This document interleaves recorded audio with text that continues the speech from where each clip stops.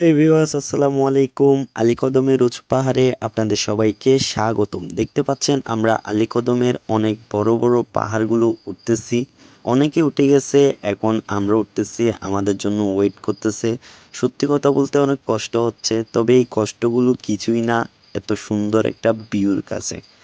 পার্বত্য জেলা বান্দরবান আলীকদমে এত যে সুন্দর লাগে সত্যি বোঝাতে পারবো না, না আসলে আপনারা বুঝতেই পারবেন না।